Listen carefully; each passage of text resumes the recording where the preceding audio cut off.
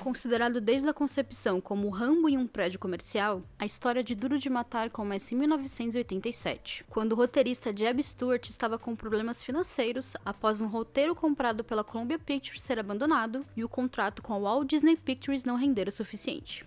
Entre trabalhos contratados, o então agente Jeremy Zimmer contatou Lloyd Levine, chefe de desenvolvimento da Gordon Company, um braço de produção da 20th Century Fox. O executivo pediu a Stuart que trabalhasse em uma adaptação do livro Nothing Lasts Forever, escrito pelo ex-policial Roderick Thorpe. Lançado em 1979, Thorpe foi inspirado por um sonho após assistir ao filme Inferno na Torre de 1974. No sonho, assaltantes armados perseguem um homem por um prédio. A Fox já havia adaptado em 1966 o predecessor de Nothing Lasts Forever, um neo-noir intitulado Crime Sem Perdão, estrelado por Frank Sinatra como um detetive de Nova York. Com o sucesso de Crime Sem Perdão, o estúdio comprou os direitos da continuação antes do livro ser escrito. Com liberdade criativa para escrever, Stuart recebeu apenas um pedido de Levine, que mantivesse o cenário de Natal em Los Angeles, porque ele considerava que o conceito forneceria uma estética interessante. O roteirista começou a trabalhar 18 horas por dia no escritório que mantinha na Walt Disney Studios em Burbank, o que o deixou completamente exausto e sem paciência. Após uma discussão com a esposa, ele saiu para dar uma volta de carro para espairecer. Dirigindo em uma rodovia, Stuart se assustou com uma caixa deixada na pista e, incapaz de evitá-la, foi forçado a passar por cima dela apenas para descobrir que o objeto estava vazio. De acordo com o próprio roteirista, ele parou no acostamento da rodovia com o coração batendo forte pelo susto. Retornando para casa, Stuart se reconciliou com a esposa e escreveu 35 páginas naquela noite, concebendo como tema central a história de um homem que deveria ter se desculpado com a esposa antes de uma catástrofe. Eu sou Júlia Gavilã e esse é o Mais Que Um Filme. Sem experiência em escrever filmes de ação, Stuart usou o próprio conhecimento escrevendo thrillers para elaborar a história, se concentrando em fazer o público se importar com o protagonista, a esposa Holly e a reconciliação entre eles. E se baseando nos problemas conjugais dos colegas para moldar o relacionamento dos McCanes, o roteirista nomeou inicialmente o protagonista como John Ford. Entretanto, a Fox sentiu que o nome era desrespeitoso com o falecido diretor John Ford e pediu para o roteirista renomear o protagonista, que ganhou o nome de McClane por ser um forte nome escocês. John McClane foi descrito como um herói imperfeito que aprende uma lição na pior situação possível e se torna uma pessoa melhor, mas não necessariamente uma pessoa diferente. Assumidamente um fã dos filmes de faroeste feitos pelo ator John Wayne, o roteirista adicionou elementos do gênero na história, incluindo jargões de cowboys. Menos de 6 semanas após apresentar a história para os executivos da Fox, Stuart terminou o primeiro rascunho de Duro de Matar. Enquanto ele trabalhava no roteiro do filme, os produtores Lawrence Gordon e Joel Silver contrataram John McTiernan devido ao trabalho anterior da dupla com o diretor em Predador, lançado em 1987. McTiernan concordou em dirigir a produção com a condição de que o filme tivesse alguma alegria, e não simplesmente atos desagradáveis vistos em outros filmes com terroristas.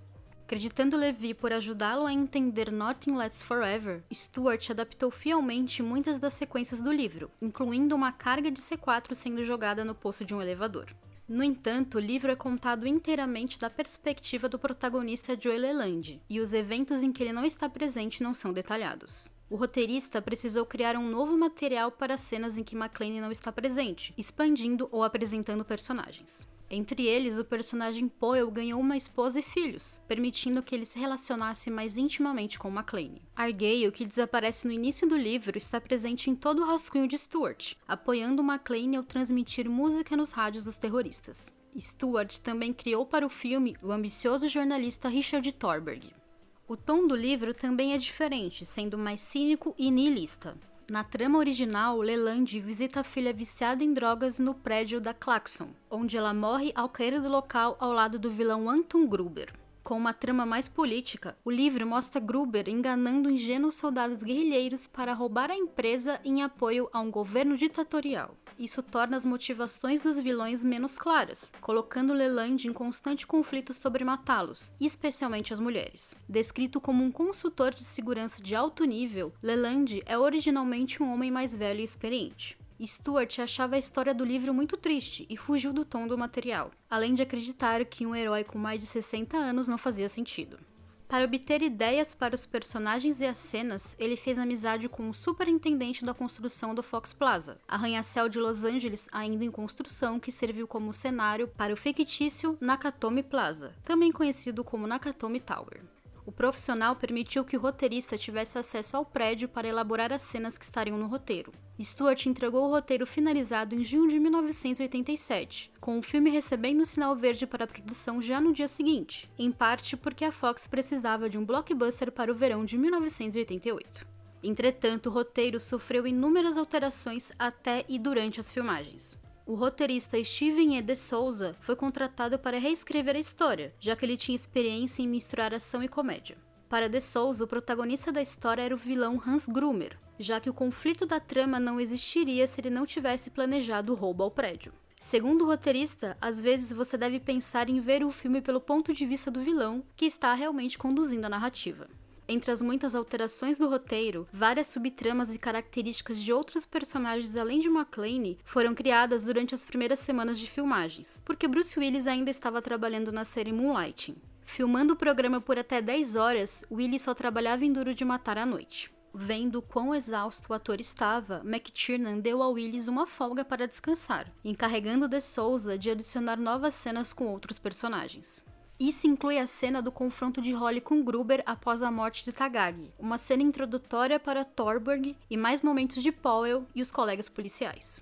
O produtor Silver queria uma cena entre McClane e Gruber antes do desfecho do filme, mas de Souza não conseguiu pensar em um cenário plausível até ouvir Alan Rickman imitando o sotaque americano. Ele percebeu que isso permitiria que Gruber se disfarçasse quando conhecesse McClane, retrabalhando a cena do assassinato de Takagi para esconder do herói a identidade do vilão. Devido à adição do encontro entre os personagens, uma cena diferente em que McClane mata Tel foi retirada do filme. No roteiro original de Stewart, a trama de Duro de Matar ocorre em 3 dias, mas McTiernan queria que tudo ocorresse em uma única noite, como a peça Sonho de uma Noite de Verão de Shakespeare. Ele não queria usar terroristas como vilões, pois os considerava pessoas muito ruins, e evitou focar na política dos personagens, preferindo torná-los ladrões movidos pelo dinheiro. McTiernan acreditava que essa mudança tornaria o filme um entretenimento de verão divertido e adequado que a Fox desejava. Como Duro de Matar foi baseado na sequência do livro que se tornou Crime Sem Perdão, o estúdio foi contratualmente obrigado a oferecer o papel para Frank Sinatra, que aos 70 anos recusou o trabalho. O papel foi oferecido a várias estrelas, incluindo Sylvester Stallone, Richard Gere, Clint Eastwood, Harrison Ford, Burt Reynolds, Paul Newman, James Caan e Al Pacino. Na época, o arquétipo de ação predominante era um machão invencível e musculoso, como Arnold Schwarzenegger, que também recebeu o convite para o papel, mas rejeitou o trabalho para estrelar a comédia Irmãos Gêmeos, lançada em 1988. Bruce Willis era conhecido principalmente pelo papel cômico na série de televisão Moonlighting, uma comédia romântica que contracenava com Sybil Shepherd. Inicialmente, ele recusou o papel por causa das obrigações contratuais com a série, mas quando Shepherd engravidou, a produção do programa precisou ser interrompida por 11 semanas, dando ao ator tempo suficiente para assumir o papel. Ajudava que a namorada de McTiernan conseguiu de um representante da CinemaScore uma análise sobre Willis como estrela de cinema, mostrando que a contratação do ator não teria um impacto negativo no filme. 2 semanas depois, Willis conseguiu o papel. Porém, a escolha por Willis foi controversa, porque o ator não tinha muita experiência em longas-metragens, e até então só havia trabalhado na comédia de sucesso moderado Encontro às Escuras, lançada em 1987. Na época, também havia uma clara distinção entre atores de cinema e de televisão, embora alguns filmes tenham alavancado carreiras de atores de TV, como Os Caça-Fantasmas, de 1984. McClane não foi totalmente concebido até quase metade da produção. McTiernan e Willis determinaram que o personagem é um homem que não gosta muito de si mesmo, mas está fazendo o melhor que pode em uma situação ruim. Inspirado em Yippee-Ki-Yay Kids, uma frase do ator de faroeste Roy Rogers, a frase de efeito de McClane foi incluída no filme para enfatizar o caráter totalmente americano do personagem. Até houve um debate sobre qual frase usar entre Yippee-Ki-Yay e Yippee-Ki-Yay, com Willis escolhendo a primeira opção.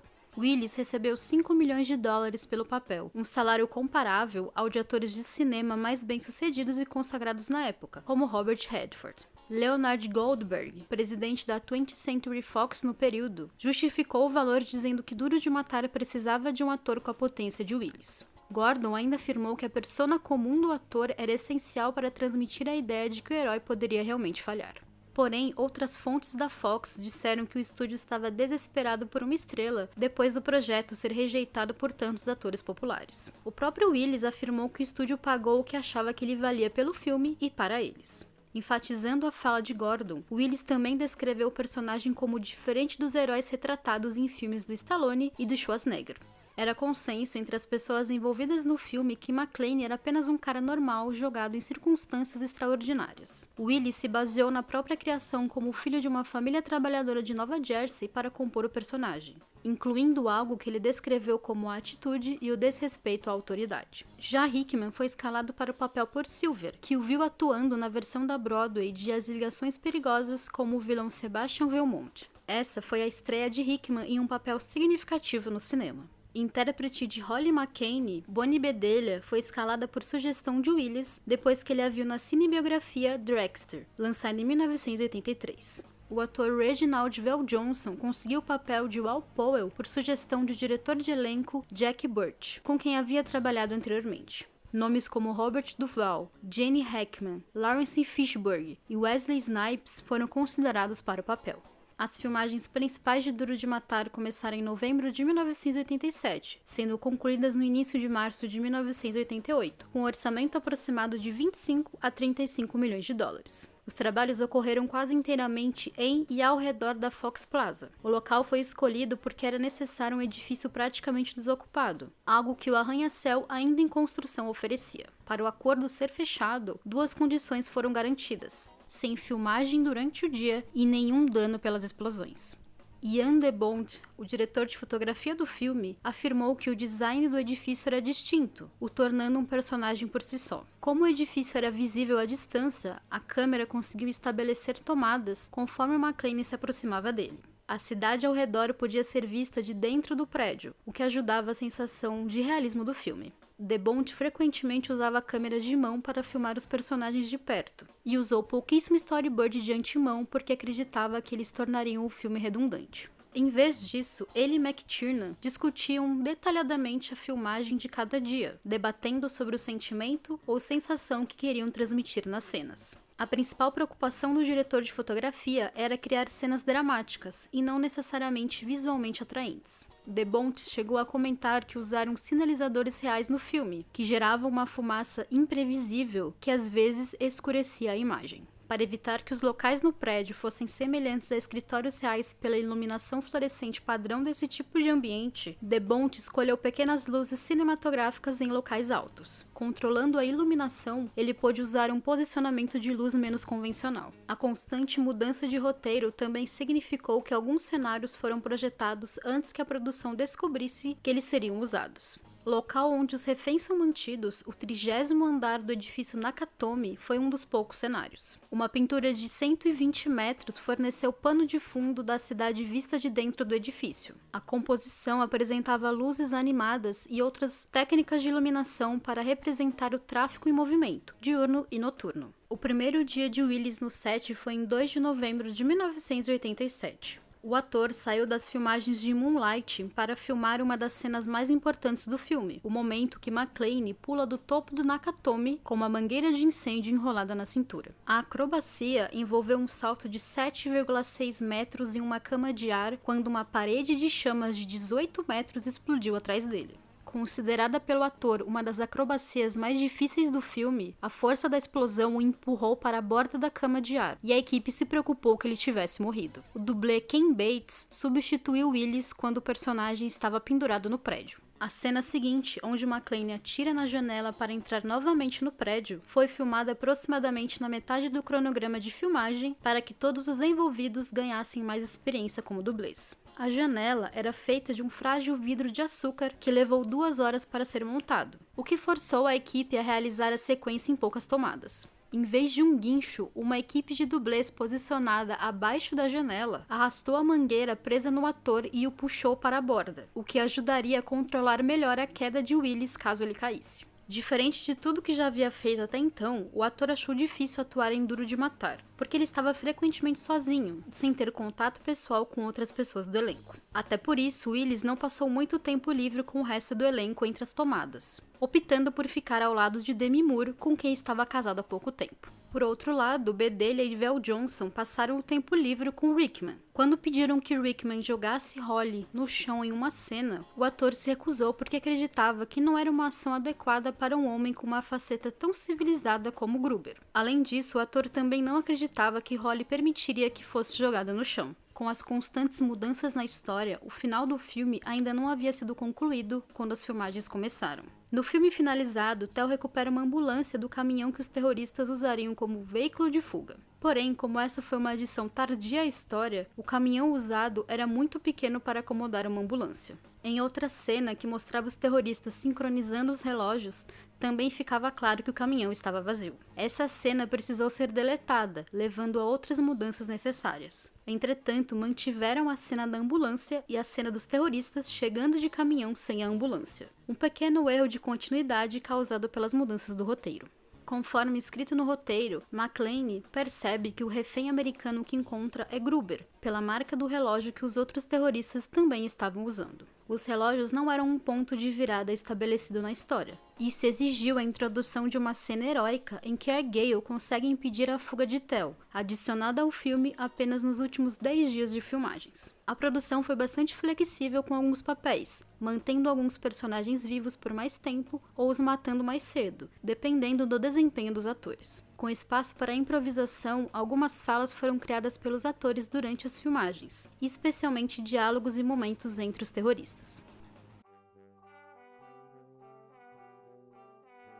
Foram meses de negociações para a produção conseguir permissão para dirigir um veículo da SWAT pelas escadas do Fox Plaza. Uma grade derrubada durante a filmagem nunca foi substituída. Pequenos explosivos colocados em um fio foram disfarçados como foguetes dos terroristas, dando a impressão de que atingiram o veículo. A cena final do helicóptero levou 6 meses de preparação e apenas 2 horas foram reservadas para filmá-la. Foram necessárias 3 tentativas acima do Fox Plaza e 9 equipes de filmagens filmando com 24 câmeras diferentes. Segundo DeBont, os diferentes ângulos melhoraram o realismo da cena.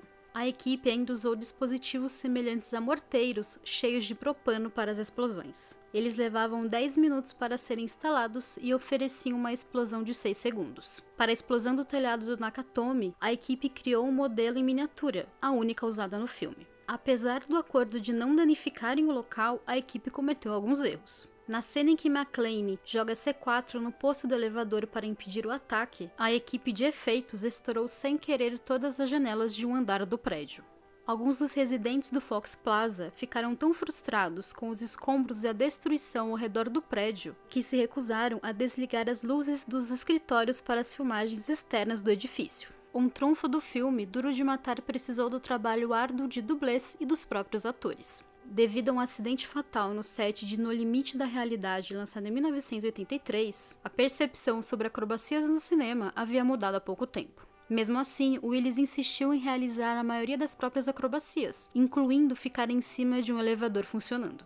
O ator chegou a sofrer uma perda auditiva permanente de 2/3 da orelha esquerda durante a cena em que atira em terroristas através de uma mesa. O ator disparou os cartuchos de festim muito perto da própria cabeça. Os editores mantiveram propositalmente uma cena em que McClane cai em um duto de ventilação e fica preso em uma abertura menor. O dublê de Willis acidentalmente caiu longe do planejado e ficou preso no local. Para a cena de Gruber no Nakatomi Plaza, Hickman foi suspenso em uma plataforma elevada e caiu em uma cama de ar com fundo azul. Isso permitiu que o fundo fosse editado depois com imagens do Fox Plaza e confetes que pareciam títulos ao portador. O ator teve que cair para trás, algo que os dublês evitam para controlar a queda. McTiernan convenceu Hickman a fazer a cena demonstrando ele mesmo como realizar a acrobacia, caindo em uma pilha de caixas de papelão. O ator foi informado que ele seria solto ao contar até 3, mas foi liberado antes porque o diretor queria um olhar genuíno de surpresa. A primeira tomada foi usada, mas McTiernan ainda convenceu Hickman a fazer uma segunda filmagem apenas por precaução. Capturar a acrobacia foi difícil, porque era impossível para um operador humano refocalizar a câmera rápido o suficiente para evitar que a imagem borrasse quando Hickman caísse. supervisionado pelo produtor de efeitos visuais Richard Edlund, a Boss Film Studios projetou um sistema automatizado usando um computador que refocalizou rapidamente a câmera por meio de um motor no anel de foco. Mesmo com as inovações, a câmera ainda lutou para manter Hickman totalmente em foco durante a queda de 1,5 segundo. Enquanto isso, McTiernan também se preocupava com a trilha sonora do filme. Antes da contratação do compositor Michael Kamen, o diretor sabia que queria incluir a Nona Sinfonia de Beethoven em Duro de Matar após ouvi-la em Laranja Mecânica de 1971. Kamen se opôs a manchar a peça em um filme de ação e ofereceu outras opções. O compositor mudou de ideia apenas quando McTiernan explicou como a canção de Beethoven havia sido usada para destacar a violência no filme de Stanley Kubrick. Em troca, Kamen insistiu que a produção licenciasse o uso de Singing in the Rain e Winter Wonderland, as misturando na partitura principalmente para destacar os vilões. Ele desprezava trilhas sonoras em filmes, porque acreditava que elas não poderiam ficar soltas na história. Por isso, a partitura original de Duro de Matar incorpora o ambiente festivo da época natalina, mas mistura elementos que realçam a ameaça dos terroristas. Ao ver uma versão incompleta de Duro de Matar, Kamen não ficou impressionado com o que viu. Ele acreditava que o filme era principalmente sobre um bandido fenomenal que fez McClane parecer menos importante. No fim, ele estava errado. McClane se tornou um símbolo de personagem heróico após o lançamento do filme em 12 de julho de 1988. Porém, a caminhada para Duro de Matar se tornar um sucesso foi esburacada. As expectativas para Duro de Matar eram baixas em comparação com outros filmes de ação que estreariam no período. Não ajudava que o público já não estava mais empolgado com Willis como protagonista, após o ator ganhar a fama de ser arrogante. A recusa de Willis em abordar o assunto ou falar sobre a vida pessoal em entrevistas reforçou essa percepção. Porém, Willis acreditava que a mídia deveria se concentrar na atuação dele e não na vida do ator fora da tela. A pesquisa de vários estúdios revelou que o público tinha uma opinião negativa sobre o ator em geral, e pouco ou nenhum interesse em Duro de Matar. A Fox sentiu que o apelo pelo ator caiu e alterou os pôsteres do filme para focar no Nakatomi Plaza, deixando o nome de Willis em letras minúsculas. O estúdio chegou a negar que estava escondendo o ator, afirmando que a estratégia de marketing havia mudado quando perceberam que o prédio era um personagem importante. Desafiando as expectativas, as prévias do filme foram bem recebidas pelo público, e na semana seguinte ao lançamento do filme, a publicidade de Duro de Matar começou a apresentar o Willis com mais destaque. Ao se afastar do comportamento estereotipado de heróis e vilões da época e cimentar a história em um ambiente crível, Duro de Matar marcou o cinema de ação para sempre e alavancou a carreira de um dos atores mais importantes de Hollywood. Eu sou Júlia Gavilã e esse é o Mais Que Um Filme. Me siga nas redes sociais para acompanhar o que eu faço por aí e bater um papo comigo. Também siga o feed do podcast para não perder nada e conheça o Catarse do Mais Que Um Filme. Ou me pague um café via Pix. Até a próxima!